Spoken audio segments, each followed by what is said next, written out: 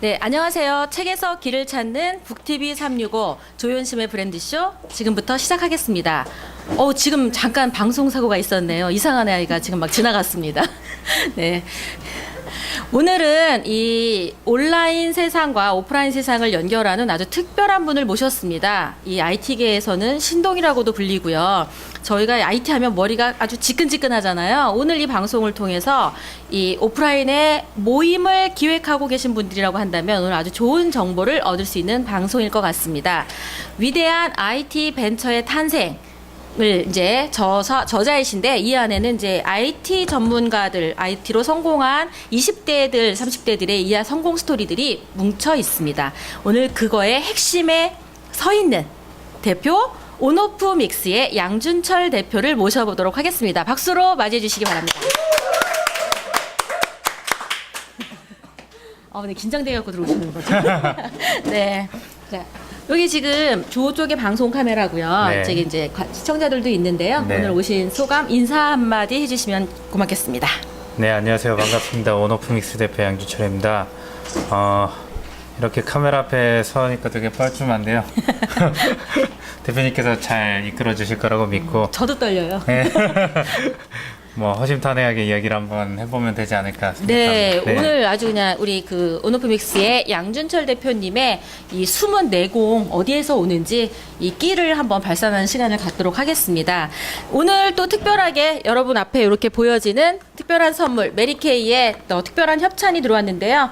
요즘에 태양 피하기 어렵죠. 제가 지난주에 2박 3일 제주도 갔다 왔다가 해풍에 얼굴이 아주 새까맣게 탔습니다. 이 프로텍터 이걸 발랐으면 좀 덜 했을 텐데 요 선 프로텍터와 이거는 이제 이 몸을 좀 시원하게 뿌려주는 샤워 후에 뿌리는 건데요. 오늘 이것 중에 하나를 방송 여기 들어오신 관객들 중에 좋은 질문을 하신 분에게 선물로 드리도록 하겠습니다. 자, 그러면 온오프 믹스의 양준철 대표 어떤 분인지 굉장히 궁금한데요. 우린 또 본인 소개를 본인이 하고 있습니다. 가장 본인을 잘 아니까요. 그렇죠? 우리 양준철 대표님 온오프 믹스가 어떤 곳인지 그리고 본인은 어떤 사람인지 소개 좀 해주세요. 온오프믹스는 온라인과 오프라인을 융합한다라는 뜻을 갖고 있는 이름인데요. 그렇죠. 믹스.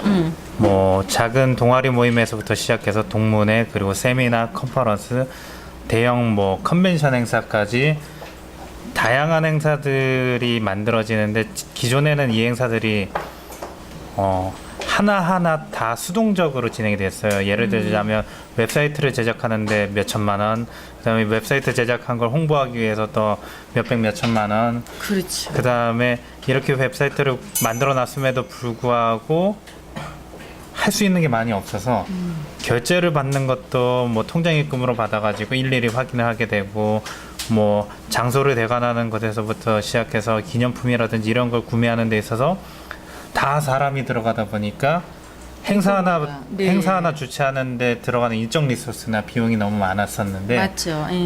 제가 직장 생활하면서 그거에 대한 불만이 좀 있었어요.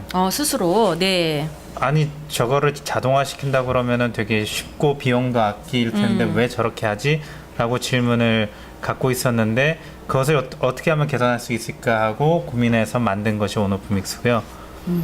저는 온오프믹스를 하기까지 2번의 실패를 겪었었고 2001년에 처음 창업을 해서 지금 2013년이니까 12년 동안 IT 쪽에 대해서 계속적으로 공부를 하고 그 다음에 연구를 해서 지금까지 온 사람이라고 말씀드릴 수 있을 것 같습니다. 네, IT 하면 양준철 대표를 이제 기억하면 될 것 같다는 생각이 드는데요.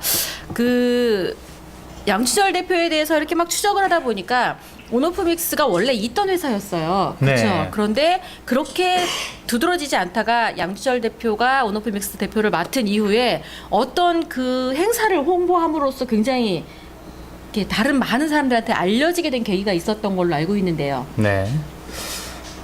처음에는 개발자 2명에 의해서 만들어졌다가 개발자 2명 중에 한 분이 이제 뇌졸중으로 쓰러지게 되면서 사업을 더 이상 영위할 수 없는 상태였고 저는 온오프믹스 사실 초창기 회원이었어요. 회원이었다. 네. 네. 5번째인가 10번째인가 회원이었는데 회원으로서 지켜보다가 온오프믹스라는 브랜드 네임의 가치와 제가 하고 싶었던 분야라는 것이 딱 마음에 들어서 인수를 하게 되었고, 인수를 하고 나서 이제 기본적인 기능들을 재구성하게 됐는데, 그 재구성하자마자 한국에서 트위터 사용자 파티가 열리게 되었고요. 네. 트위터 사용자 파티를 통해서 오피니언 리더들을 많이 만나게 되다 보니까 그것이 그 다음에는 테드엑스 서울이라고 해서 한국에 테드가 처음 들어올 네네, 때 유명한 거죠. 이제 테드란 무엇이다라는 것을 알리는 행사가 온오프믹스를 통해서 진행되게 되었고, 그 테드를 통해서 또 만난 또 큰 오피니언 분들께서 이제 지금은 국회의원이 되셨지만 대선에도 나가셨던 안철수 박사님이 만드셨던 그 청춘 콘서트가 또 온오프믹스를 통해서 접수를 받게 그랬군요. 됐고요. 네. 그래서 이런 굵직굵직한 한국 사회가 기존에 약간 정보화 사회에서 지식화 사회로 넘어가는 중요 이벤트들이 온오프믹스를 통해서 접수되는 기회를 얻게 돼서 그 기회를 통해서 급격하게 성장을 하게 되었죠. 그렇구나. 이게 사실 운도 좀 따라준 것 같다는 생각이 들어요. 그죠? 네, 그렇죠. 뭐 아무리 내가 좋은 아이템을 가지고 좋은 기술 개발을 했다 하더라도 지금 말씀하시는 그런 때와 만나지 않았으면 그렇게 많은 사람들한테 알려지기까지 시간이 더 오래 걸리잖아요. 그렇죠? 네. 그러면 또 견디다 보면 자금난에 흔들리면서도 힘들 수도 있을 네. 텐데. 그렇죠? 네. 자, 그러면 저희 궁금하잖아요. 지금 양지철 대표 이 딱 얼굴 보면 화면빨이 훨씬 더 좋을 것 같다는 생각이 들어요. 제가 볼 때. 그렇지 않나요? 그죠? 아닐지도. 네, 화면으로 봤을 때 굉장히 영리해 보이는데 평상시 이게 전화 통화를 하거나 그냥 보면요, 전 이분이 저 오빠인 줄 알았어요. 하도 무게를 잡으셔가지고. 근데 어느 날 양력을 딱 봤더니 우리 애랑 10살도 차이가 안 나는 거예요. 그래서 와, 이 젊은 친구가 도대체 어떻게 IT계에 정말 많은 사람들이 집중을 할 수 있는 이런 사람으로 성장하게 되었는지가 굉장히 궁금합니다. 그래서 저희 이 브랜드쇼는 이분의 브랜드, 지금의 양준철이라고 하는 사람이 어떻게 지금의 자리에 오게 되었는지를 규명해가는 토크쇼거든요. 네. 이 IT, 남들은 골머리를 아파하는 이 IT를 어떻게 본인의 재능으로 만들게 되었는지 그걸 한번 소개해 주시면 좋을 것 같습니다. 사실 IT를 시작하게 된 거는 운명? 숙명? 뭐 이렇게 표현하는 게 맞을 것 같은데, 네. 왜냐하면 어느 날 갑자기 주어졌어요. 그러니까 IT가 어느 날 내게로 왔다.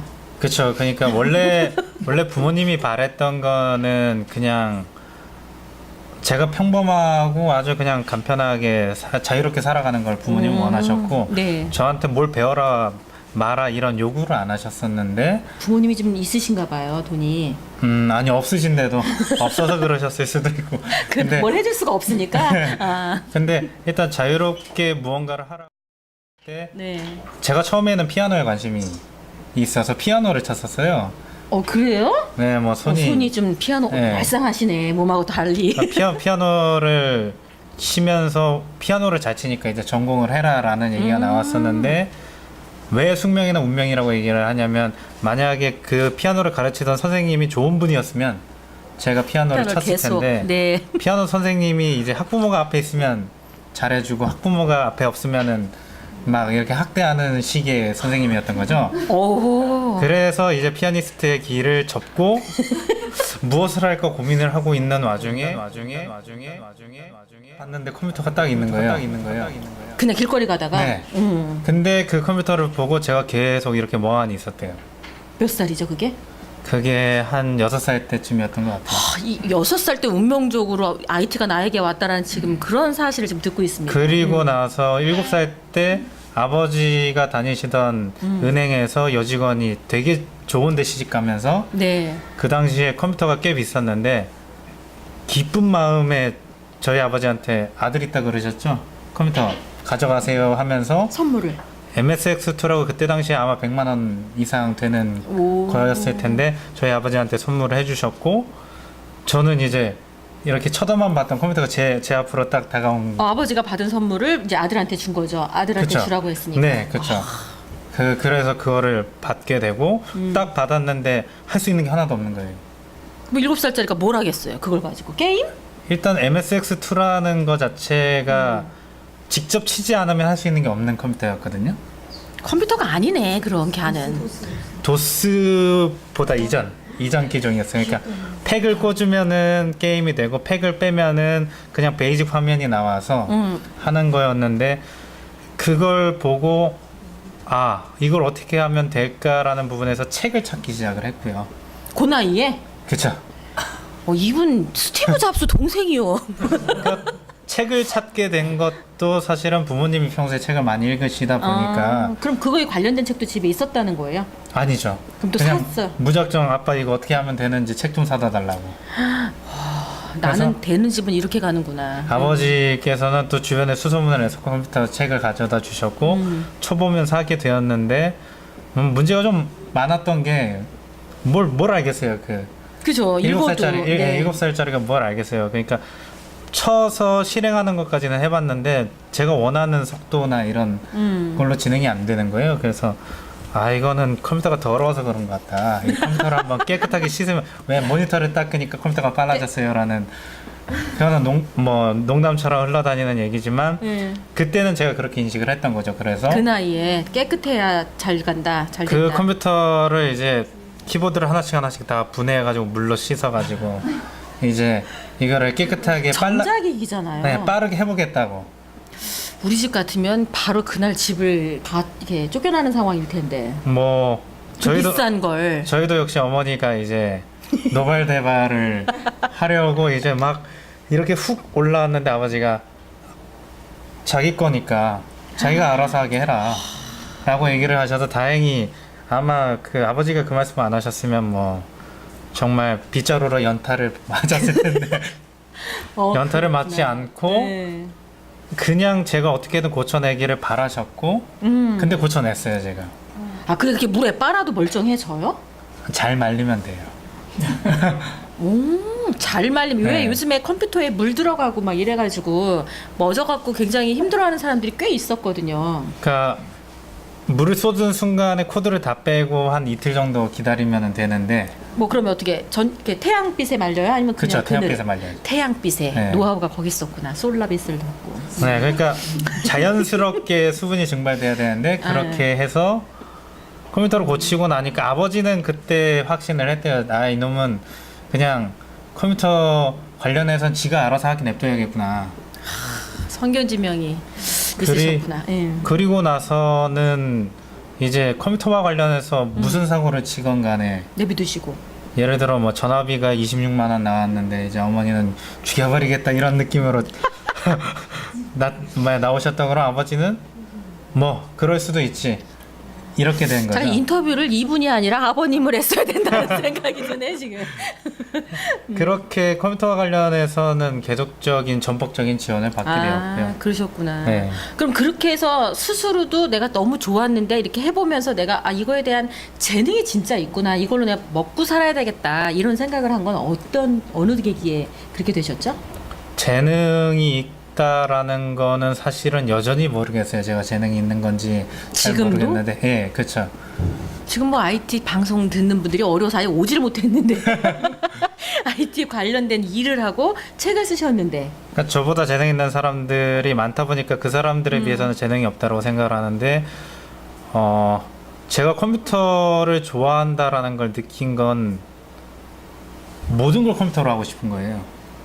숙제도 컴퓨터로 하고 싶고 그 다음에 책도 컴퓨터로 읽고 싶고 그러니까 뭘 하던 간에 다 컴퓨터로 하고 싶다라는 걸 보게 되면서 나는 컴퓨터를 정말 좋아하는구나 라고 생각을 했는데 그 컴퓨터로 일을 할 수 있다라는 건 사실은 부모님이 중학교 1학년 때, 그러니까 초등학교 때부터 중학교 때까지 사업을 하셨는데 네. 사업을 하시다가 아이템이 되게 괜찮아서 한동안 엄청 잘 버시다가 엄청 잘 버니까 경쟁 상대가 바로 나오게 되는데 저희는 없는 집에서 사업을 했던 거고 있는 집에서 거기서는 붙었구나. 있는 집에서 붙었는데 붙다 보니까 이제 없는 집이 당연히 질 수밖에 없어요. 투자자가 그쵸. 생기지 않는 한. 네. 그래서 부모님이랑 한 2년 정도 떨어져 지내는 시기를 겪게 되는데 중학교 때 그 시기에 독립이라는 자립이라는 것에 대해서 생각을 하게 되는데 그 자립마저도 컴퓨터를 하고 싶은 거예요. 그러니까 돈을 벌어야 되는데 중학교 때부터 그런 고민을 하신 거예요? 주유소 가기 싫고 음. 편의점 가기 싫고 삥 뜯고 싶지가 않은 거예요. 그렇지. 그때 돈 네. 벌 수 있는 게 그런 것만 이 세 가지밖에 없어요. 얼굴은 중학생이 지금 벌 수 있는. 충분히 삥뜯을 네, 그렇게 그쵸. 가능한 네. 얼굴인데. 이때가 그때 키니까. 그러니까 아니 네. 뭐 지금 이 비주얼로 나가면 꽤 뜯었을 것 같은. 네, 그쵸. 네. 근데 그런 게 너무 싫은 거예요. 그래서 어떻게 하면은 돈을 벌 수 있을까 하고 고민을 했는데 프로그램을 짜면 돈을 벌 수 있는 걸 알게 됐어요. 그래서 프로그램을 짜서 납품을 하니까 이제 20만 원? 중학교 때 그럼 그렇게 네, 돈 그쵸. 벌기 시작하신 거예요? 아니면은 뭐 컴퓨터를 AS 해주면은 돈이 있는 집에서는 5만 원 주고 돈이 없는 집에서는 자전거 주고 워크맨 주고 이렇게 된 거죠. 와 이분 완전 진짜 새로운 신기원이네요. 네. 그러니까 자전거나 워크맨 이런 것들을 갖고 싶지만 부모님이 뭐 주실 수 없는 상황에서 그런 것들을 제가 이렇게 직접. 가져오다 보니 아 내가 이제 먹고 사는 부분을 컴퓨터로 해결할 수 있겠구나라는 생각은 하게 되었는데 네, 네. 결정적으로 자극을 받게 된 거는 저한테 일을 주는 사람이 저한테는 20만 원 주고 옆에 대학생 형한테는 100만 원을 주는 거예요. 같은 일을 했는데. 같은 일을 했는데 저 충격이네요. 제 자존심으로는 제가 더 잘난 것 같은데 근데 이게 뭔가 하고 봤더니 그분이 말씀하시기를 너는 중학생이고 이 사람은 컴퓨터를 전공하는 사람이다 아하. 라는 얘기를 한 거죠. 근데 제가 보기에는 그분이 혼이 담긴 구라를 치셨다라고 생각이 드는데 일을 주시는 분이. 네.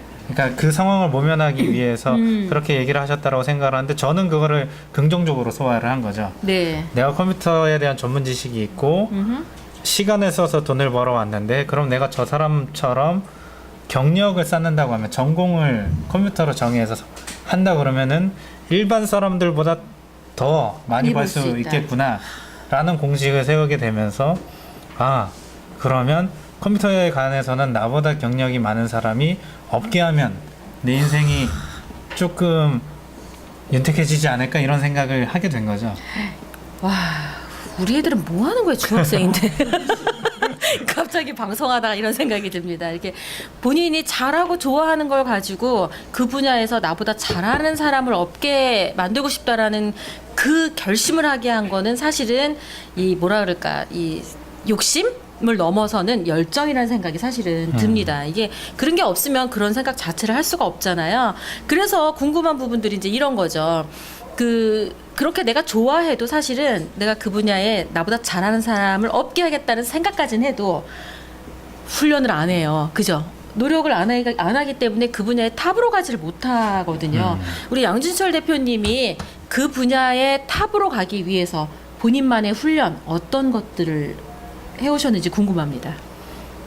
일단은 제가 하루에 블로그를 650개 정도 읽어요. 650개 정도 읽고 그럼 이제 정적으로 구독을 해서 제가 구독하는 블로그 개수가 650개고 그 블로거들이 글을 하나 쓸 때도 있고 3개 쓸 때도 있고 하니까 개수로 따지자고 하면 엄청 많은 800에서 1000개까지도 네, 800에서 1000개까지는 보고 그 650개가 분야가 다 달라요. 경제, 뭐 IT, 문화 이런 건데 계속 다른 관점에서 쓰는 글들을 계속 습득하는 것을 통해서 이제 트렌드를 전반적으로 보고 그다음에 네. 글은 어떻게 쓰는 거다. 뭐 관점은 어떻게 두는 거다라는 것을 계속 보게 되고요. 영화는 거의 광적인 수준으로 보는데 이것이 뭔가 감독이 의도한 내용이 있다라고 생각되어지는 영화는 같은 영화를 5번, 6번 봐요. 어떻게든 이 감독의 관점을 내가 명확하게 찾아내겠다 할 정도로 네. 반복해서 보고 그런 영화 중에 하나가 저기 여인의 향기? 네. 알파치노 나온 건데 어떤 영화인지 아마 어떤 관점에서 이 IT의 천재가 어떤 관점으로 저 영화를 감동적으로 몇 번씩 보게 되었는지 그걸 좀 이야기해 주시면 다른 분들이 IT가 영화와 만났을 때 어떤 폭발적인 시너지를 낼 수 있구나를 알 수 있을 것 같습니다. 여인의 향기는 사실 제가 관점을 다양하게 가져야 된다는 걸 가르쳐준 영화인데 왜냐하면 딱 맨 처음에 봤을 때는 어린 나이에 봤을 때 괴팍한 아저씨가 성매매하고 나서 그런 얘기예요? 그냥 처음 딱 봤을 때 제 느낌이 그랬어요. 괴팍한 아저씨가 네. 성매매하고 나서 착한 사람이 됐네. 성매매가 좋은 건가? 이런 느낌이 들 정도의 스토리예요. 왜냐면 여인의 향기는 소위 많이 클립돼서 나오는 영상이 탱고 추는 거. 탱고 추는 거랑 그다음에 이 사람이 괴팍한 행동을 하는 건데 처음에는 그렇게 봤는데 네. 계속적으로 보면서 왜 여인의 향기일까 왜 여인의 향기일까를 계속적으로 보다 보니까 저 사람이 원래는 열심히 하는 군인이었는데 네. 그 군인 생활을 하다가 불의의 사고로 이제 시력을 잃게 되면서 자기 자신의 인생의 비전을 찾지 못하다 보니까 그리고 눈을 잃어버리다 보니까 또 자연스럽게 여자도 만날 수가 없고 네. 그러니까 두 가지 키워드로 얘기를 하자면 자기 인생의 비전을 못 찾고 그 다음에 여성성이라고 저는 표현을 하는데 남자에게는 여성성이 여자에게는 남성성이 어느 정도 충족돼야지 제대로 균형적인 삶을 살 수 있다라고 판단을 그렇지. 저 영화를 통해서 했는데 그러니까 완전 괴팍하고 사람들한테 나쁜 짓만 하던 사람이 네. 그 자기 인생이 그 하찮다라고 생각하며 살아가다가 자기와 같이 이제 생활을 도와주던 친구의 모습을 보고 자극을 받아요. 아, 내가 누군가에게 조언을 해줄 수 있고 내가 누군가에게 의지가 되어줄 수 있는 사람이구나. 나도 그러니까 쓸만한 사람이다. 아, 네. 라는 것을 하나 알게 되고 사실은 본인 스스로가 갖고 있었던 어떤 매너나 네. 아니면은 그 지식들이 엄청 많았었는데 쓸 기회가 하나도 없었는데 이게 해결이 되고 나니까 탱고 춤을 추는 자리가 어떤 자리였냐면은 나를 다시 살게끔 해준 친구에게 고마움을 표시하기 위해서 사실은 자기가 갖고 있는 능력으로 이 친구에게 여자를 소개시켜주고 싶다 라는 마음으로 내가 탱고를 춰서 저 여자의 마음을 얻어서 너를 소개시켜주겠다 이런 마음으로 했던 거거든요. 그렇구나. 근데 네. 눈이 먼 사람이 탱고를 정말 잘 추는 거예요. 너무 원래 그 매력적으로. 사교 댄스라는 것이 일정 수준 이상의 교양이 없으면 사실은 할 수 없는 일이라고 저는 생각을 하는데 그렇죠. 그 정도 교양이 있는 사람이었는데 그것이 가려져 있었다라는 거. 근데 저 탱고를 추면서 그게 완전히 발휘가 됐다. 네, 완전히 발휘돼서 여자가 정말 완전 감동을 먹어갖고 막 이런 느낌을 보여주게 되는데 그리고 나서 이 사람이 자기 인생에서 여태까지 부재했던 여성성을 그 콜걸과 성매매를 하는 것을 통해서 겪게 되고 그것이 끝나고 나서야 결국에는 완벽한 평안함을 얻었다라는 표정을 지으면서 자기의 삶의 터전으로 돌아가게 되는데 자기의 삶의 터전으로 돌아가는 가운데 사실은 이 알파치노랑 같이 있었던 이 청년이 겪고 있는 문제가 있었어요. 사회의 불합리적인. 그러니까 자기가 나쁜 짓을 하는 사람을 목격했을 뿐인데 목격한 것을 불지 않았다는 이유로 정학을 당할 상황이 돼버린 거죠. 그게 이제 공조죄라 그러나? 동조죄라 그러나요? 그런 게? 그렇죠. 근데 학생 재판에 끌려가게 되었는데 학생 재판에서 오히려 사고친 애들은 아빠 백이 있다는 이유로 감면이 되고 이 사람은 희생양이 돼야 되기 때문에 밀고 하지 않았다는 이유로 그 범죄에 걸리고. 네, 걸리게 됐는데 그때 이 알파치노가 딱 가서 이야기를 해요. 니네가 얘기하는 리더십이 다른 사람을 밀고 하는 리더십이냐. 그것을 리더십으로 얘기한다 그러면 난 이 문패를 닫고 이 학교는 폐쇄해야 된다. 라는 식으로 리더십과 관련된 장황한 강연을 하게 되는데 그 강연을 딱 끝나고 난 다음에 거기 있는 모든 학생이 일어나서 박수를 치면서 존경을 표하거든요. 근데 영화의 시작을 놓고 보면 절대 있을 수 없는, 상상할 수 없는, 그러니까 그야말로 자존감이 떨어졌던 그런 사람이. 괴팍한 아저씨가 갑자기 자기 삶의 의미를 찾고 또 여성성을 통해서 자기의 빈 곳을 채우고 나니까 온전해진 그 남자는 엄청난 리더십을 발휘할 수 있는 개념적인 남자였다라는 것이 보여지게 되면서 아, 사람에 대해서 쉽게 판단하면 안 되겠다라는 것과 사람이 완벽할 수 없다라는 것과 무엇이든 부재한다고 하면 그 부재한 것으로 인해서 문제가 발생할 수 있을 것이다라는 것을 저 영화를 5번, 6번 봤을 때쯤 알게 된 거죠. 지금 저는 영화 평론가 양준철 대표와 함께하고 있습니다. 네, 그래서 사실 그 IT하고 영화의 그런 그 접점이라고 할까요? 이거를 어떻게 이 접목했는지 지금 온오프 믹스에 만약에 저런 영화 지금 여기서 얻은 그 영감을 적용했다라고 한다면 어떤 부분들로 저희가 확인해 볼 수 있을까요? 그러니까 영화를 통해서 우리가 얻을 수 있는 건 맥락을 만들어가는 거라고 생각을 해요. 그러니까 그 컨텍스트냐 아니면 그냥 일반적인 워드냐의 차이는 워드는 그냥 글을 쓰면 워드가 되는 거고 네. 이게 컨텍스트가 되기 위해서는 문맥이 확실히 있어야 되는데 그 문맥을 만드는 데 있어서 소위 말하는 요즘 얘기하는 스토리텔링?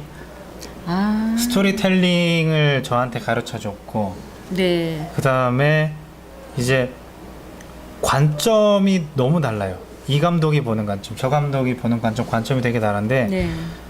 CEO들이 조심해야 되는 것, 이거는 CEO뿐만 아니라 모든 사람들이 조심해야 될 것이 관점이 다르다라는 것을 발견하기 직전까지는 자기 관점만 갖고 살거든요.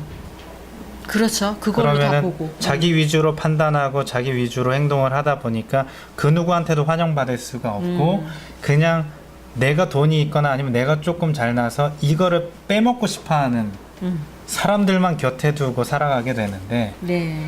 관점을 다양하게 갖게 되면은 내가 다른 사람에게 도움이 되어줄 수도 있고 그렇죠.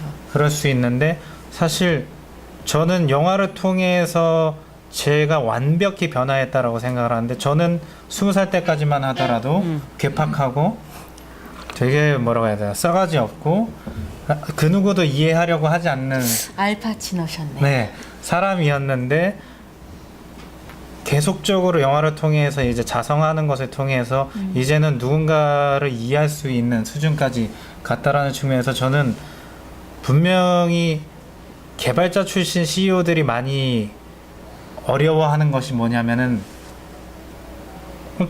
코드로 증명하면 되는 거지 왜 내가 사람을 이해해야 되라고 생각하는 부분들이 답이 있잖아요. 정확하게 나와 있으니까. 네. 뭐 돈으로 벌면 되지 내가 왜 사람을 이해를 해야 돼? 이런 게 있는데 오노프믹스가 기회를 가질 수 있었던 건 사실은 다 고객이 가져다 주신 거였거든요. 이 겸손한 멘트.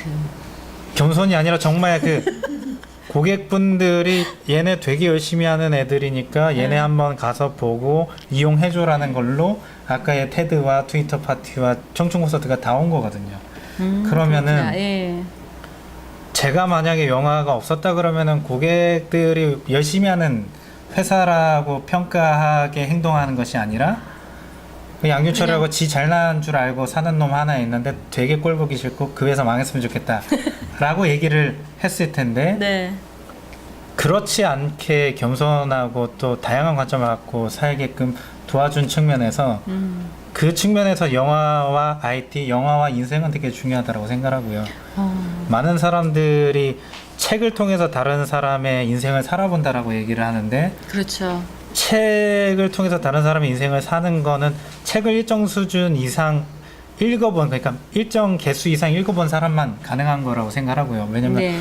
저도 충분히 읽기 전까지는 책은 그냥 이건 활자고 나는 암기한다라는 생각으로만 읽어왔기 때문에 근데 영화는 그것보다 조금 쉬운 것 같아요. 책보다. 좀 더 그 사람의 삶을 왜냐면 보이니까. 눈에 가시적으로 보여주다 보니까 그런 측면에서 책으로부터 얻을 수 있는 가치를 조금 더 쉽고 빠르게 얻을 수 있게 해준 것이 영화가 아닌가라는 생각을 하게 그 또 이 정말 이 여인의 향기 이 하나의 영화만 가지고도 지금 막 거의 많은 부분들을 하는데 또 이 양준철 대표가 또 IT 전문이지만 또 다른 사람들과는 좀 다르게 인문학에 굉장히 또 관심을 많이 갖고 있고요. 그거에 관련돼서 또 필요한 공부를 또 하고 있다라고 들었습니다. 스티브 잡스가 인문학에 대해서 많은 얘기를 했잖아요. 철학을 전공했나요, 그분이? 전공한 건 없어요. 사실 근데 대학을 전기로 그냥 못 갔으니까. 스티브 잡스가 중간에 중도 포기한 사람이죠? 중도 포기가 아니라 입학을 했는데 6개월 만에, 입학금을 부모님이 전 재산 털어서 대준 거를 그렇죠. 알고 자기가 그냥 그만둔 거죠? 그만두고 나오고 도강을 했는데 그게 서체와 관련된 그렇죠. 과목을 도강했었고요. 그걸 컴퓨터로 구현할 수 없을까라는 생각을 하면서 고민했던 것이 지금의 컴퓨터로 만들어지게 된 것이었는데 아이폰을 개발하고 나서 그 키노트 때 이런 얘기를 했어요. 그 애플은 인문학과의 만남을 통해서 세상을 바꿀 것이다라는 얘기를 했었는데 네. 그 얘기가 뭔지 몰랐어요. 지금 저는 들어도 모르겠어요. 네, 처음에 그 얘기가 뭔지 몰랐는데 그 제가 수요 포럼 인문의 숲이라고 하는 네. 매주 수요일마다 열리는 그 인문학 강의에 참여를 하게 되는데 네. 우연찮게 작년 초에 세상을 바꾸는 시간 15분에 나가서 강연을 했던 것을 그 수요 포럼 인문의 숲의 창설자인 그 삼성생명 배양숙 상무님이 같은 회차의 강연자였고 오. 제 강연을 들으시고는 감동을 받으셔서 저를 초대해 주셨는데 작년 한 해 동안 배운 게 노자 네. 그 다음에 장자 이 두 사람에 대한 이야기였어요. 이 두 사람이 어떻게 인생을 살아야 되는가에 대해서 계속적으로 고민하고 질문했던 거에 대한 책을 쓴 것을 저희가 흐름으로 보게 되었는데 그 흐름 속에 이제 저는 그냥 뭐 불을 발견해서 뭐 철기가 됐고 뭐 철기가 돼서 뭐 IT가 됐고 뭐 이렇게만 흐름을 알고 있었는데 인문학을 깊이 알게 되다 보니까 네. 어떤 게 생기냐면은 아 바뀌는 거 그러니까 흐름은 똑같은데 패턴은 똑같은데 툴이 바뀌는구나.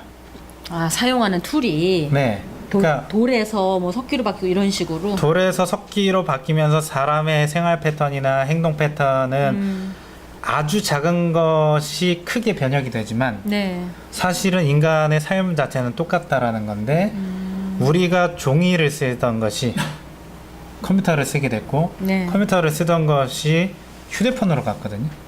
스마트폰으로.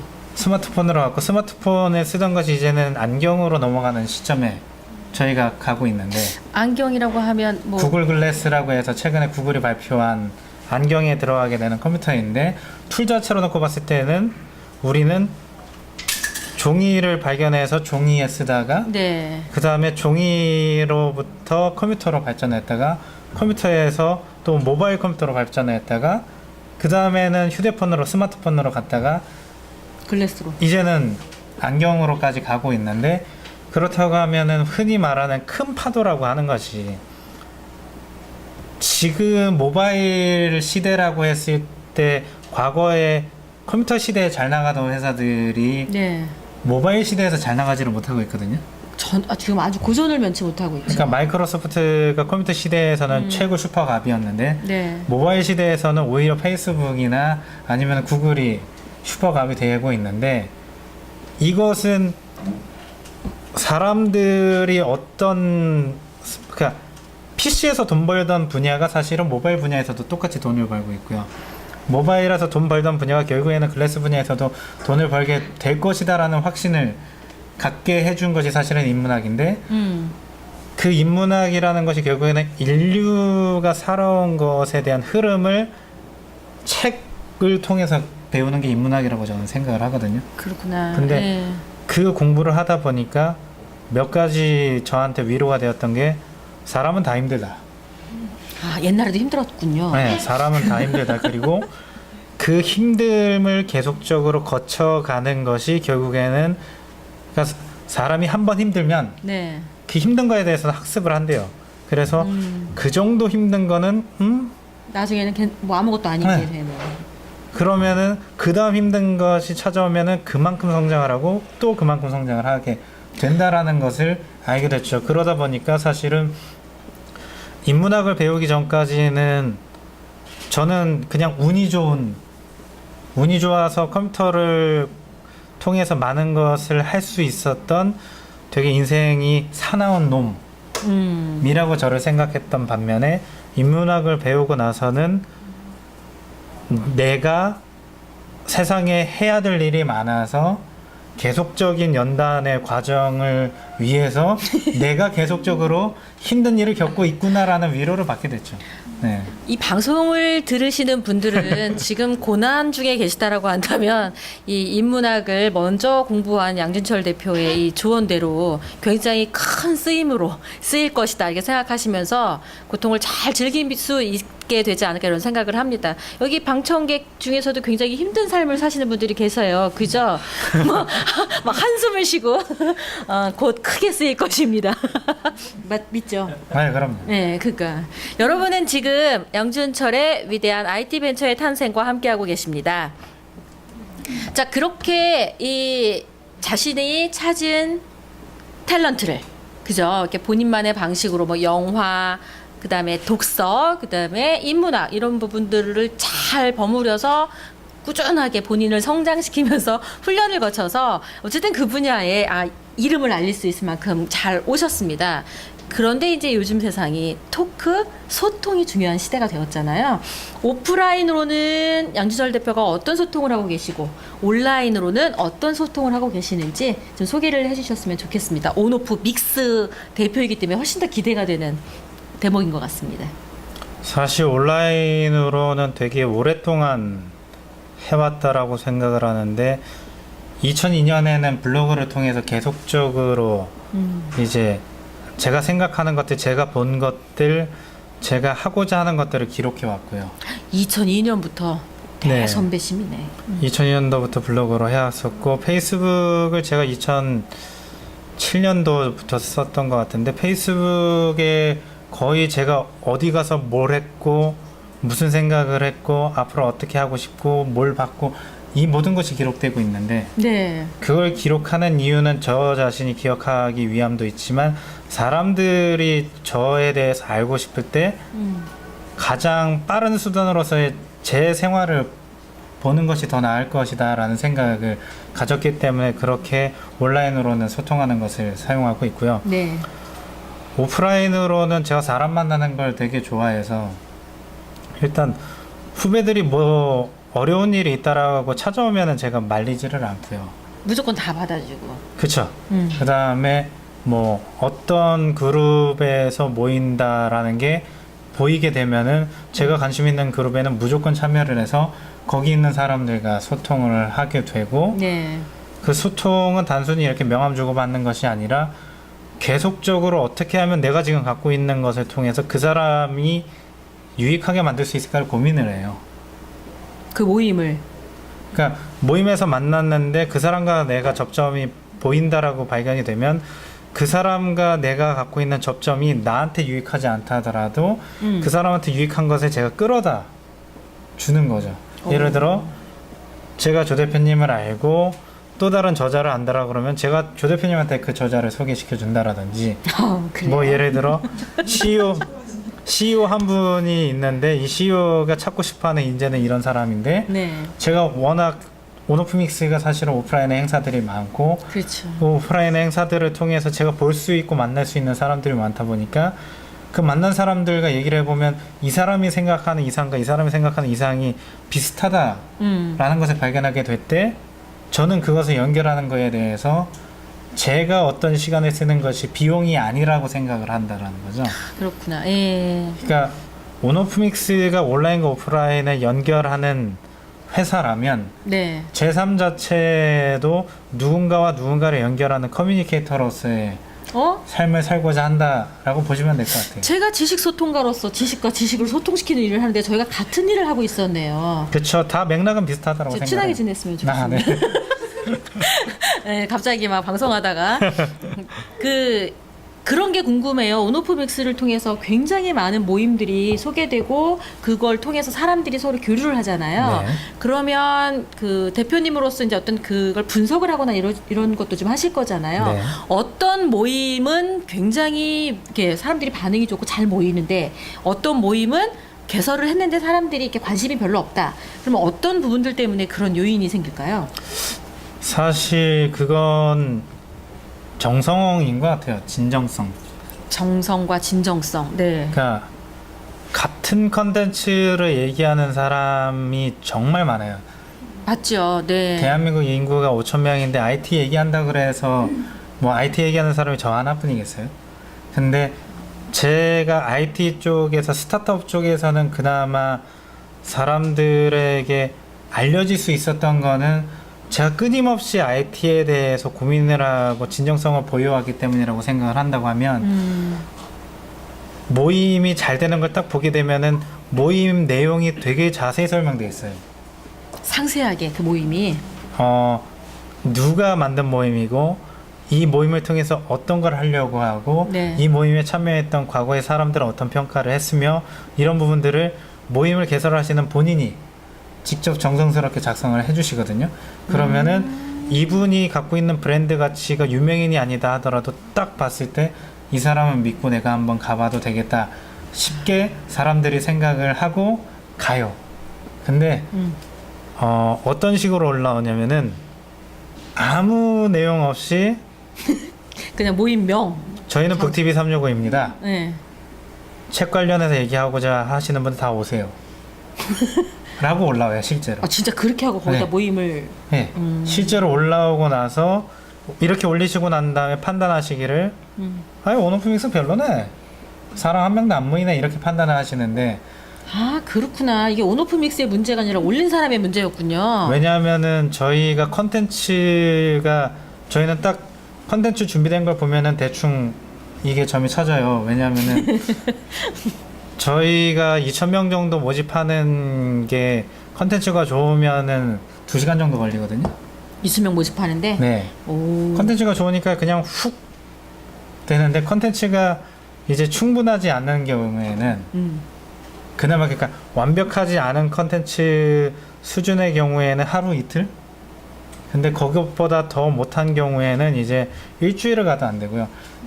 컨텐츠 딱 보고 나서 이거 어떻게 하면 잘 돼요? 라고 물어볼 때 네. 저희는 절대 그런 얘기 안 해요. 뭐 광고 집행하시면 잘 됩니다. 이런 얘기를 하는 게 아니라 이대로 여기서 이러시면 안 됩니다. 이런 이게 막 질질 끌어나가고 네, 이런 상황이. 여기서 이러시면 안 됩니다. 본인이 누군지 밝히시고 컨텐츠가 무엇인지 밝히시고 그것과 관련해서 본인이 얼마만큼 역량을 보유하고 있다라는 레퍼런스나 포트폴리오를 보여주세요라고 안내를 하게 되죠.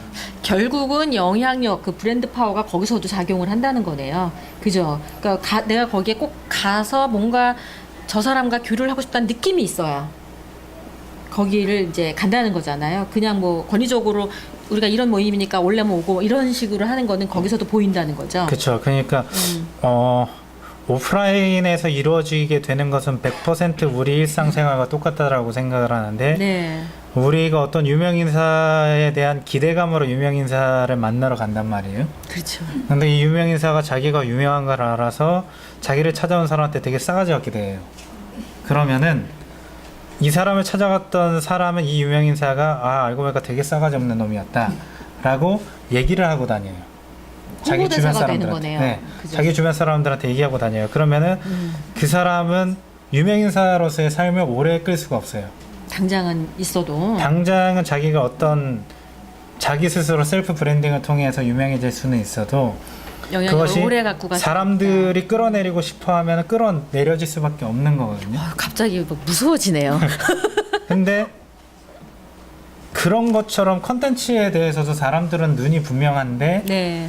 우리는 컨텐츠에 대해서는 신경 쓰지 않고 마치 돈을 쓰면은 사람들이 모일 것이다 아니면은 공짜로 하면 모일 거다. 뭐 엄청난 어떤 툴이 있으면은 모일 것이다라고 생각을 하는데 툴은 항상 인앤서가 되어서 도움을 줄 뿐이지. 그러니까 파도가 칠 때 뒤에서 바람을 불어서 그 파도가 더 크게 불게 도와주는 거지.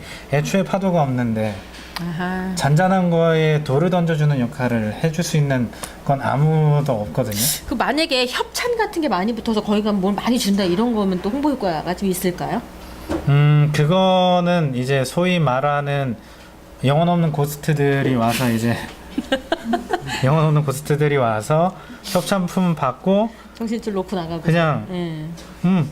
협찬품 좋았습니다. 기억나는 게 그거밖에 없는 거죠. 그거 말고는 그러니까 저는 좋은 콘텐츠는 반드시 다른 사람에 의해서 구전으로 알아서 확대된다라고 믿는 사람인데 네. 사실 2회, 3회, 4회 계속적으로 만들어지는 행사들은 그래요. 그냥 같은 이름으로 계속 가는 건 분명히 좋은 콘텐츠고 생명력이 있다. 네, 그렇죠. 그러니까 많은 강사님들이 자기가 어떤 유명인사가 아니어서 자기가 무언가 부족해서 모으기 힘들다라고 생각을 하시지만 제가 보니까 사람의 문제가 아니라 그 사람이 해놓은 결과물이 문제예요. 그러니까 이제 모임을 뭘 개설을 했는데 사람이 안 온다 그러면 그냥 내 탓이려니. 그죠? 그동안 내가 지은 업보다 이렇게 생각하면 되는 거죠. 그리고 앞으로 잘하면 되는 건가요? 그러니까 고민을 해볼 필요가 있어요. 그러니까 단순히 툴이 모든 걸 해결해 줄 것이다라고 생각하는 것이 아니라 그 툴과 함께 뭐 대화를 한다든지 저희랑 같이 얘기를 한다라든지. 저희가 이제 이게 저희가 개편을 한 지 이제 2달 조금 넘었습니다. 네. 근데 이제 이렇게 보시면 아시겠지만 워낙 뭐 자리가 많지는 않아요. 그래도 네. 이제 마음 같아서는 꽉꽉 차고 서서도 보고 이렇게 하고 싶은데 온오프 믹스와 공조를 하면 이렇게 출연해 보시니까 어떻게 좋은 프로그램 같다는 생각은 드시나요? 의미 있는 프로그램이라고 생각이 그렇죠. 듭니다. 그러면 네. 이게 온오프 믹스랑 이렇게 손을 잡으면 저희 북TV 365가 좀 이렇게 확 이렇게 느낌 있게 매주 좋은 저자들과 이렇게 깊이 있는 이야기를 나누는 프로그램인데 네. 성장을 좀 할 수 있을까요? 충분히 가능하다라고 생각을 하는 게 저희가 사실 이런 실시간 방송에 대한 지원도 저희가 준비를 하고 있거든요. 얼마 전에 유스트림이랑 제휴를 해서. 아, 그렇군요. 그러니까- 이거 유스트림으로 지금 방송 나가고 있습니다. 네. 그러니까 온오프믹스 회원이 지금 23만 정도 되는데 이 23만 회원이 보는 것이 뭐냐면은 배우고 싶다, 네, 네, 네. 만나고 싶다라는 거에 대해서 타겟화돼 있어요. 네. 근데 지금까지는 오프라인에서 만나는 거를 저희가 도와드렸다고 하면은 여기서 또 문제가 하나 발생하는 게 뭐냐면은 부산에서 올라오고 싶은데 그렇죠. 죽겠는 거예요. 힘들죠. 부산에서 매주 올라오면 거기 부산에서 가산 위대한 타죠. IT 벤처 뭐 온오프믹스 양유철 보고 싶은데 제가 뭐 그렇게 대단한 사람이 아니기 때문에 관심은 가지만 내가 저놈을 만나러 10만 원이나 써서 가야 돼? 이건 안 된다는 거죠. 그래도 오늘 김제에서 오셨어요. 아, 그거 뭐 감사하다고 생각하지만 근데 저는 그렇게 되는 것이 아니라 네. 어떤 컨텐츠를 만나고 싶으면은 그것을 다 해소해주는 역할을 온오프믹스가 하고 싶은데 온라인에서도 충분히 소통이 될 수 있게. 네 그런 측면에서 이제 북TV 365를 보고 싶은데 난 부산에 있어 아니면 난 캐나다에 있어 아니면은 뭐 일본에 있어 하는 사람들이 그냥 북TV 365를 온오프믹스에 와서 볼 수 있게 되는 그런 상황이 된다라고 하면 온오프믹스 사람들도 온오프믹스 회원들도 이제 계속적으로 북TV 365를 통해서 소개되는 저자들의 삶에 대해서도 알 수 있을 거고 그것이 결국에는 이 북TV 365를 만들어가는 컨텐츠 제작자뿐만 네. 아니라 결국에는 계속적으로 새로운 컨텐츠를 찾아가는 컨텐츠 소비자들이 만날 수 있게 도와주는 역할로서 큰 의미가 있을 거라고 보여요. 우리가 저희 북TV 365와 우리 온오프믹스가 새로운 제휴를 통해서 새로운 이제 이렇게 그 소통의 장을 연 다음에 우리 온오프믹스의 양준열 대표님을 다음번 책 땡큐 도가에서도 또 모셔보면 예, 부산이든 제주도든 캐나다든 어디에서도 이렇게 만나볼 수 있는 부분들을 또 한번 기회를 만들어 볼 수 있다는 생각이 드는데 어떠신 것 같으세요? 아, 네, 맞죠. 제대로 된 소통을 네. 이룰 수 있을 것 같다는 생각이 듭니다. 자, 온오프믹스 이렇게 보니까 여기가 4억인가요? 네, 지금 4억이라기 하기보다는 그냥 건물에 저희 간판이 걸릴 수 있는 굉장히 크게 걸렸어요. 네, 심지어 기부받은 간판입니다. 저 간판도 네, 저희 간판은 두 개 다 외부인이 기부해 주신 거고 어디에 위치해 있죠? 논현동에 위치해 있고요. 비싼 동네 있군요. 근데 생각해라 엄청 쌉니다. CEO들이 다 놀래요. 어떻게 그래요? 그 위치에 그 가격에. 뭐 저 그럼 협찬 받으셨어요? 장소도? 아니요, 장소는 저희가 발품을 잘 팔아서 하게 되었고요. 제가 복이 많은 사람이다라는 생각이 드는 게 저 건물에 있었던 기존 사업자가 큰 회사에 매각이 돼서 네. 기분 좋게 저 사무실을 나가는 상황이 되다 보니까 가구고 뭐고 다 놓고 몸만 빠져나가셨구나. 몸만 빠져나가겠다라고 하면서 정말 뭐 책장부터 시작해서 모든 걸 다 놓고 가셨어요. 와. 그러니까 저희는 몸만 들어가는 형태가 된 거죠, 저희도. 근데 혹시 또 몸만 빠져나올 생각 있으세요? 저희가 저희가 같이 들어가. 저희가 잘 되면 저희도 몸만 빠져나가는 네, 그런 그럼 저희 북TV 365가 몸만 들어가겠습니다. 네, 그렇게 해서 또 이 소통의 결과로 위대한 IT 벤처의 탄생이 나왔습니다. 네. 한 9명 정도의 네. 벤처 사업가들의 스토리가 있는 걸로 아는데요. 이게 이제 인터뷰를 통해서 이분들의 역경이라든지 뭐 이렇게 성공 스토리를 담아주셨잖아요. 가장 IT 업계의 벤처에서 성공을 하려면 이거는 꼭 지켜야 된다라고 하는 게 있다면 어떤 거가 있을까요? 왜 하는가를 알아야 돼요. 왜 하는가? 그러니까 많은 사람들이 CEO가 되고 싶어서 CEO를 하지 무엇을 하고자 하다 보니 CEO가 됐다라고 얘기하지 않는 상황이 돼버렸어요. 그러니까 다행히 인터뷰를 하는 과정에 있었던 대표님들은 왜 이렇게 잘하고 있는가를 봤더니 네. 공통적으로 CEO가 되고 싶어서 된 게 아니라 그냥 그 일을 하고 싶어서 하다 보니까. 자기가 어떤 일을 하고 싶은데 아무도 그걸 대신 안 해주다 보니까 자기가 할 수밖에 없었고, 그러다 보니까 자기가 CEO가 된 케이스였거든요. 그냥 아무도 안 하니까. 그러니까 스타일쉐어 윤자영 대표 같은 경우에는 자기가 패션에 대해서 관심이 많았었는데 네. 그 패션에 대해서 관심 많은 것을 누군가 해소했으면 좋겠다라고 생각을 하고 2년 동안 찾아봤는데 아무도 못 만들었다라는 거예요. 그래서 그럼 이거 내가 만들어야겠다 하고 뛰어들었는데 그것이 지금의 스타일쉐어가 된 거고, 네. 그런 측면에서 내가 사장이 되기 위해서 창업을 하게 되겠다가 아니라 내가 무엇을 하고 싶은가에 대해서 먼저 질문을 해야 된다라는 부분이 하나 있고요. 네네. 많은 사람들이 그냥 회사를 떡하니 차려놓으면은 성공할 것이라고 믿어요. 생각해요. 일단 많은 사람들이. 믿어야 믿지요. 돈을 투자했는데. 그쵸. 근데 그 믿음이라는 것이 논리적이고 충분히 고민한 것에서 나오는 어떤 성공에 대한 기대감이어야 되는데 네. 사업자 내면 성공할 것이다라고 생각하는 아니란 준비성, 그거는 좀 위험하다라는 말씀을 드리고 싶고, 그래서 많은 사람들이 겪는 일 중에 하나가 1년이나 2년 안에 성공할 것이다라고 믿는데 1년쯤 했을 때 회사가 성공하지 않은 것을 통해서 자기가 네. 바보인가라는 질문을 던지고 자기가 잘못되었는가라는 질문을 던지면서 회사를 포기하는 상황에, 보통 1년 이내에. 네, 보통 1년에서 1년 반 정도에 포기를 하게 되는데 사실 1년에서 1년 반 동안 할 수 있는 사업은 많지 않다라고 생각을 해요. 아, 그럼 여기 IT 벤처의 이 탄생 스토리를 낸 분들은 보통 평균 어느 정도 만에 성공의 궤도에 올랐다고 볼 수 있을까요? 최소 1년 반이고요. 최소 1년 반. 최소 1년 반이고 최대. 최대 5년. 그럼 5년 동안은 성공도 아닌 실패도 아닌 그냥 그런 상태를 계속 견뎠다는 거네요? 그렇죠. 그 성공관이 또 한국 사회는 저는 문제라고 생각을 하는데요. 그렇죠. 네. 그 한국 사회의 성공관은 반드시 탑에 있어야지 성공이라고 얘기를 하는데요. 사실은 창업은 지속 가능한 경영을 해낸다라는 것 자체에서 성공이거든요. 먹고 살고 충분히 그걸 유지해가면서 사라지지 않고 가는 거. 왜냐하면 사업자가 매달 몇백 개씩 생겨나는데 매달 몇천 개씩 없어지거든요. 사라지는 속도가 엄청 빠르네요. 네.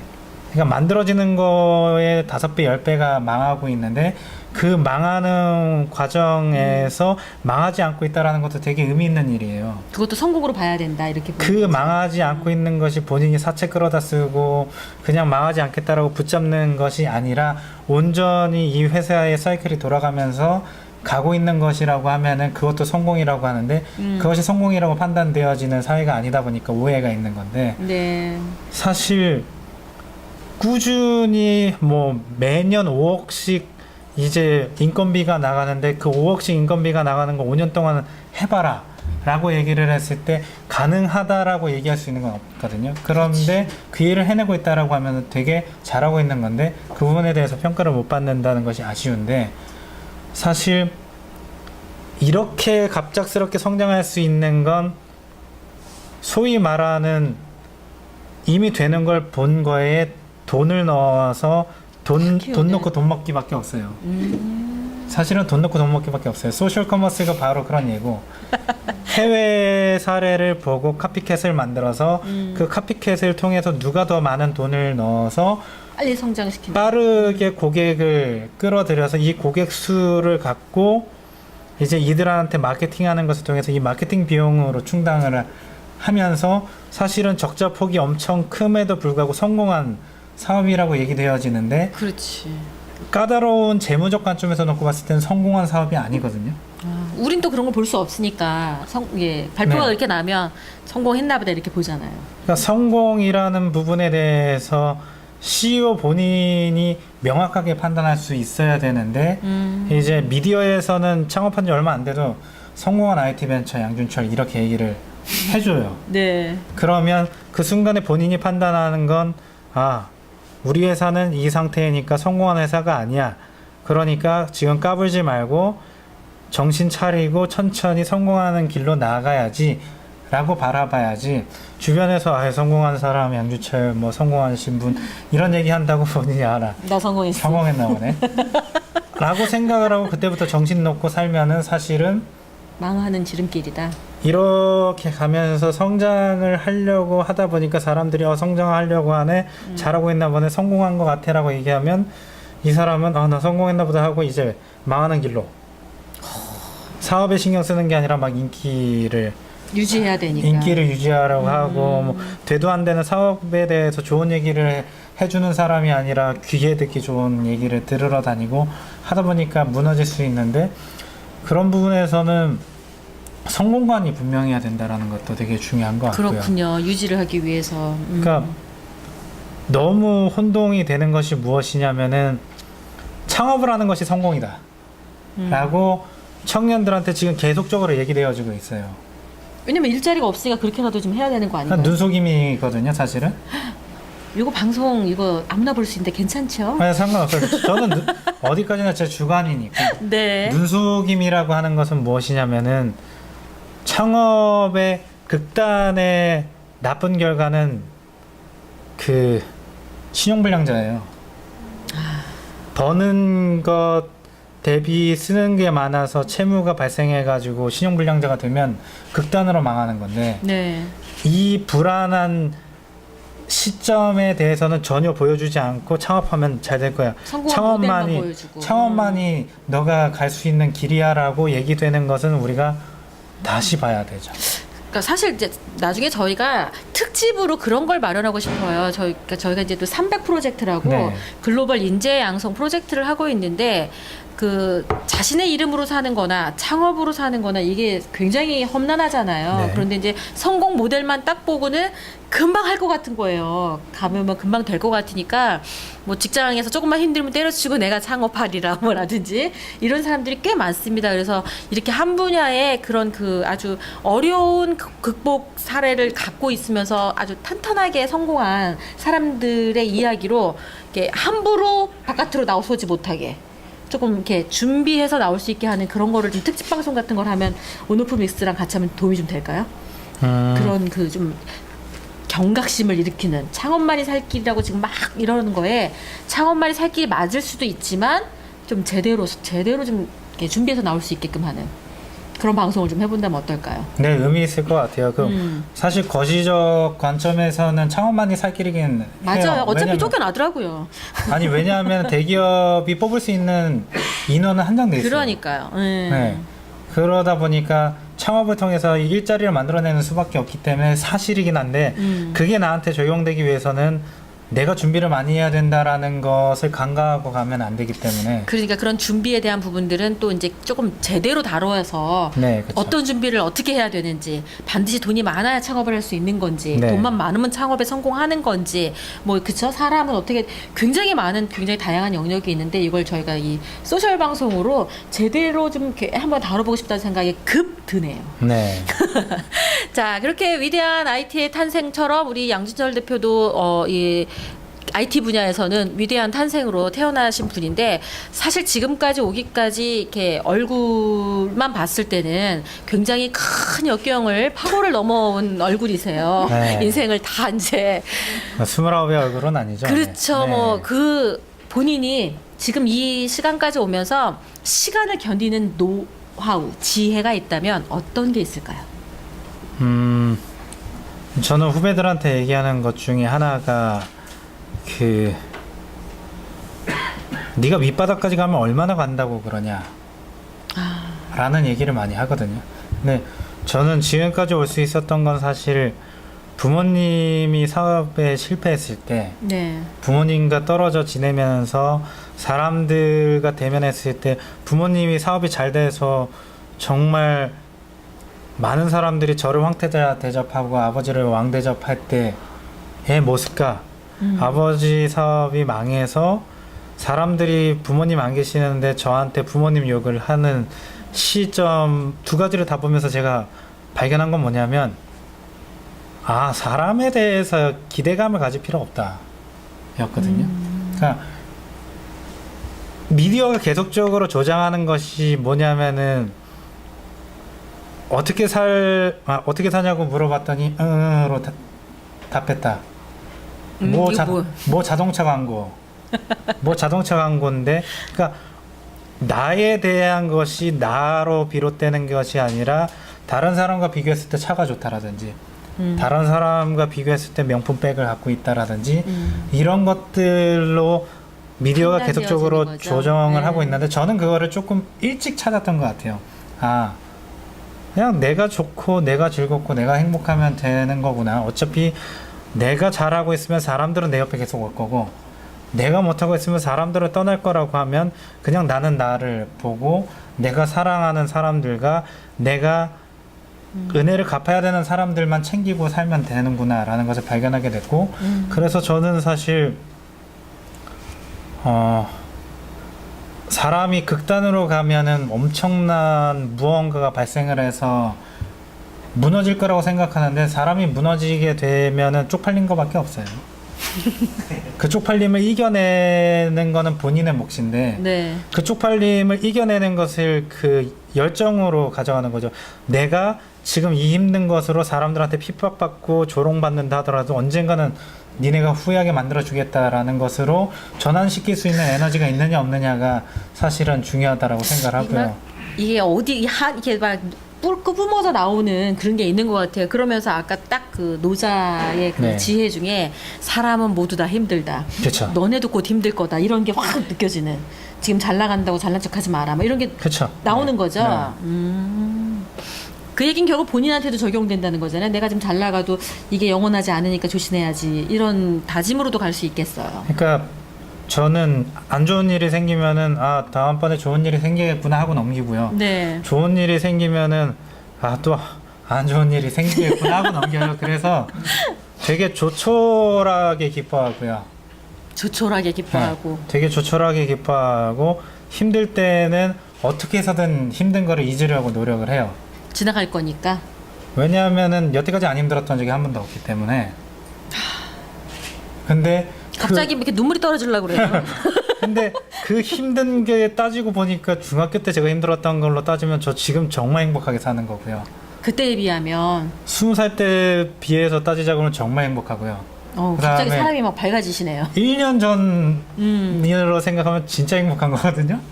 점점 그래도 행복해지신 거네요. 근데 현재는 힘든 거죠. 왜냐하면은 지난 거는 잊어먹고 앞에만 봐요, 사람이. 그렇죠. 그러다 보니까 지금 현재 만족하지 못하면 행복하지 않다라고 하는데, 그럴 때마다 사실은 옛날에 썼던 글들, 옛날에 봤던 것들을 다시 보면서 참 많이 힘들었구나. 그때보다는 뭐 훨씬 좋구나. 우리가 뭐 700원이 없어서 미팅도 못 나갔었는데 지금은 그런 걱정 안 하니까 진짜 좋은 거구나 라는 것을 발견하게 되는 건데, 그런 측면에서 기록이 되게 중요해요. 과거에 내가 얼마나 힘들었는지를 기억하기 위해서 기록을 해야 된다. 이런 거네요. 그죠? 그쵸. 지금 힘들수록 기록을 빡시게 사실적으로 해놓으면 미래에 힘든 순간에 보면 아무것도 아니게 또 지나간 걸 보면서 또 새로운 나를 찾을 수 있는 또 기회인 것 같습니다. 기록을 하면서 시간을 견디셨다라고 볼 수도 있겠네요. 그쵸. 뭐 그 기록이 때로는 엄청 염세적이고 때로는 엄청 성찰적이고 뭐 그렇게 지나갔던 거죠. 그렇구나.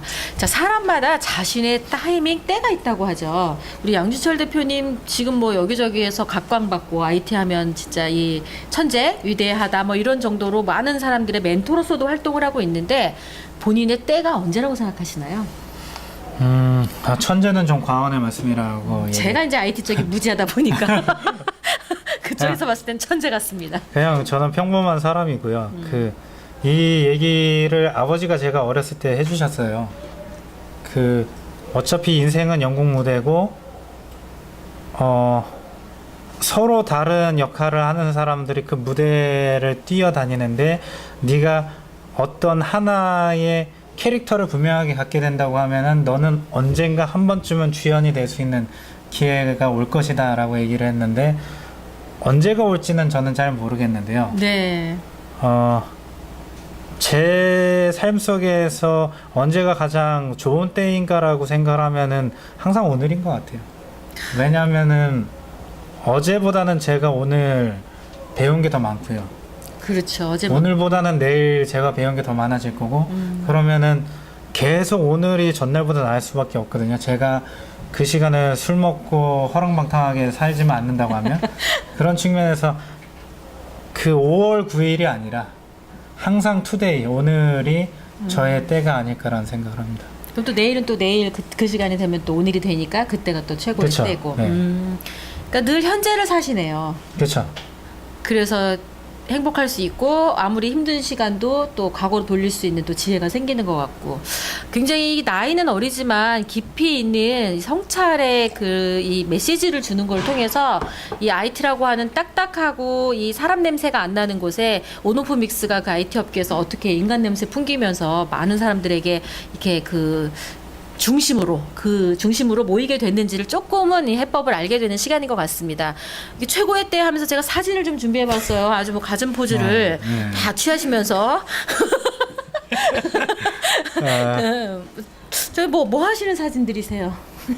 그러니까 뭐 보도 자료를 배포해야 되는데 잘 나온 사진이 하나도 없는 거예요. 저 옛날 사진 뒤져보면은 완전 막 가필드처럼 이렇게 표정 짓고 있는 거라든지 막 정말 이상한 사진밖에 없길래 아는 사진 작가한테 부탁해서 그래도 내세울 수 있는 사진 하나 찍자라고 했는데 정말 살이 많이 올랐을 때 찍은 아주 그냥 사진이고요. 복이 확 넘쳐 보이시네요. 네. 하루에 다 찍은 사진입니다. 아, 저게요? 네. 전혀 다른 옷 여러 느낌인데? 벌 갖고 가서 네. 예. 머리가 같아요? 네, 머리 다 똑같아요. 볼살의 크기가 더 비슷하고. 그렇군요. 그래서 어쨌든 보면 기분은 좋아지는 사진인 것 같습니다. 네, 저 때보다 내가 빠졌구나. 아, 그러면서 또 행복해요. 네. 자, 온오프 믹스 왜 필요한가요? 한마디로 이 홍보를 좀 하신다면. 온오프 믹스는 일을 덜어주는 서비스죠. 아, 간편하게. 그러니까 간소하게. 아주 간편하게 얘기를 하면 내가 행사를 만들고 싶고 모임을 만들고 싶고 아니면 내가 컨텐츠를 갖고 있는데 이 컨텐츠로서 무언가를 수익으로 전환시키고 싶다, 가치 있게 만들고 싶다라고 했을 때 필요한 고민들을 저희가 다 하고 있고요. 대신 해준다. 네. 예. 그거에 대한 실행을 또 저희가 다 해드리고 있기 때문에 여러분이 갖고 있는 컨텐츠나 여러분이 하고자 하는 일을 덜어주는 서비스이기 때문에 필요하고요. 네. 그 부분은 사실은 저희 직원 대부분이 10년 이상의 경력을 갖고 있는 전문가이기 때문에 네. IT로 뭘 해달라라고 얘기를 했을 때 해결해 드릴 수 없는 게 없어요. 완전히 또 전문가들이 모여 있나 보죠. 그쵸. 그 창업 멤버 5명이 기술 기반 창업자들이다 보니까 네. 컴퓨터로 만드는 거에 대해서는 무엇이든 자신이 있고 그런 측면에서 겪고 있는 문제들을 해결을 받을 수 있다라는 측면에서 온오프 믹스가 필요하죠. 일례로 들자면은 전국경제인연합회에서 매년 여름에 하는 포럼이 있는데 네. 그 포럼이 온오프 믹스를 만나기 전에는 직원 5명이 3달 동안 준비를 했었어야 되는 포럼이었는데 온오프 믹스가 그 전경련에 들어가기 시작을 하면서 직원 1명이 관리를 해요. 와, 인건비를 두 명이나 줄일 수 있었던 거예요. 4명을 줄인 거죠. 4명을. 5명이었으니까. 그리고 이 사람이 힘들지가 않죠. 그때에 비해서.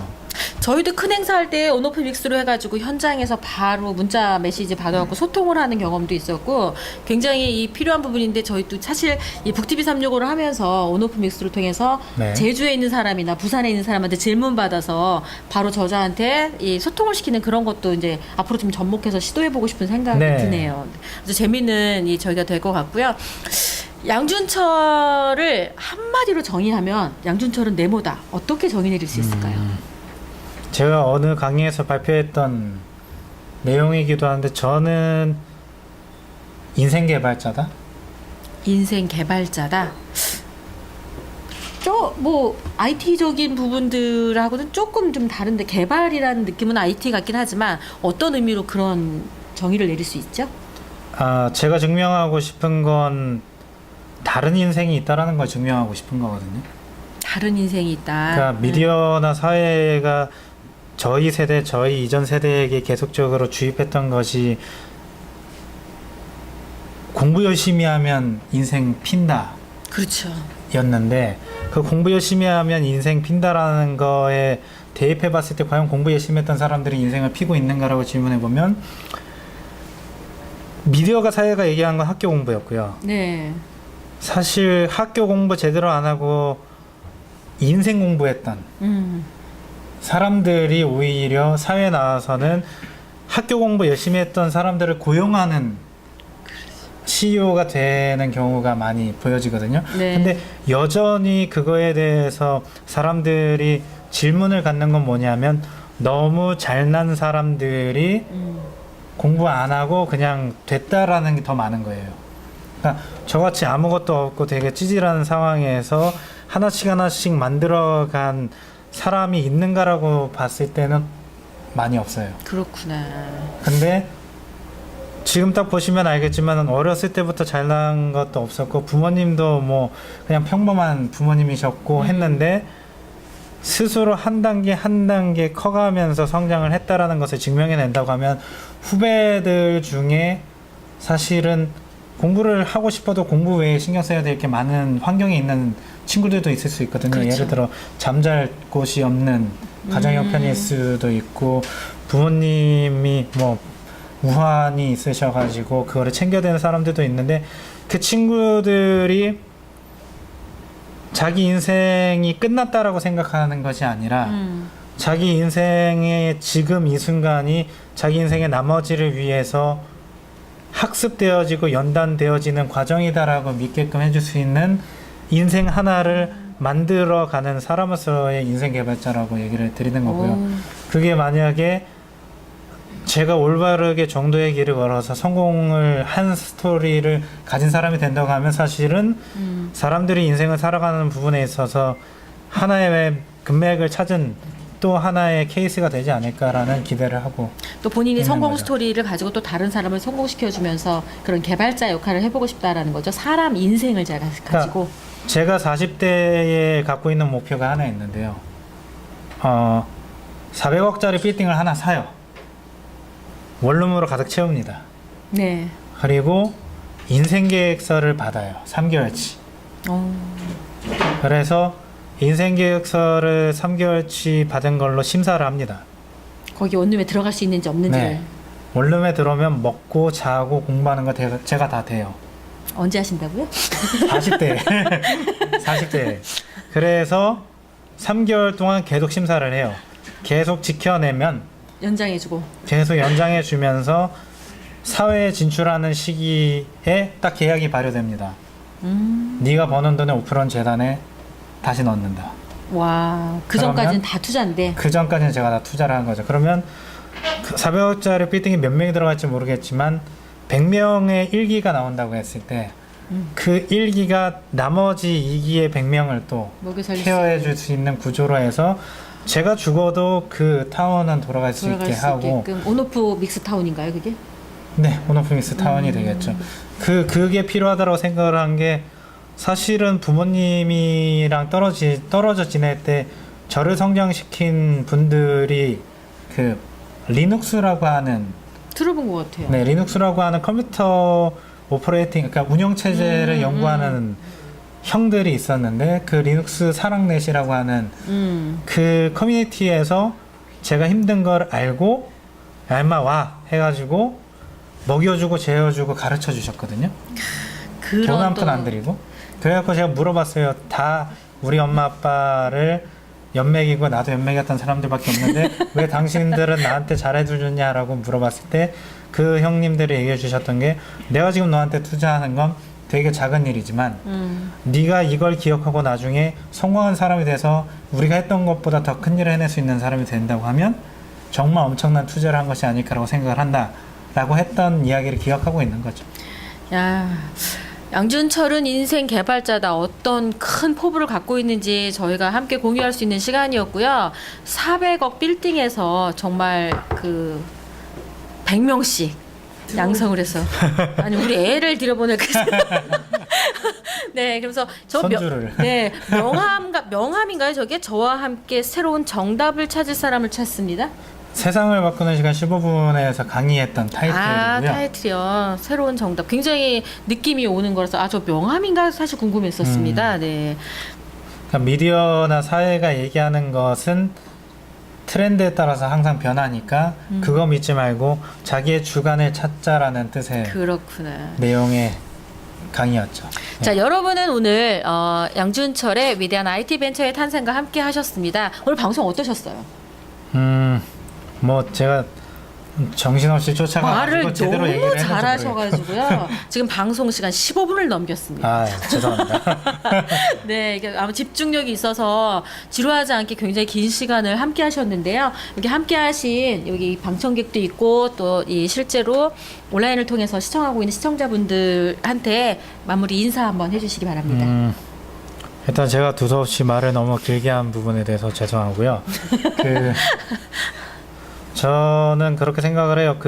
저 내용에도 들어가 있지만 온오프믹스가 성공한다라고 하면 온오프믹스가 성공하길 바라는 사람들 때문에 성공할 거라고 믿고, 제가 성공한다고 하면 그것 역시도 제가 성공하길 바라는 사람들 때문에 성공할 것이라고 믿기 때문에 여러분들이 저와 온오프믹스에 대해서 계속적으로 관심을 가져주시면 그것 때문에라도 제가 헛짓을 못하고요.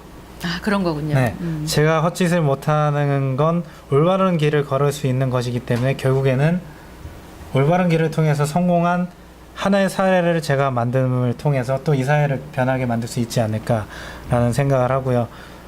어디까지나 제 욕심이지만 함께 해주시고 도와주신다고 하면 열심히 해볼 수 있지 않을까라는 감히 얘기를 드리면서 감사하다라는 말씀을 다시 드립니다.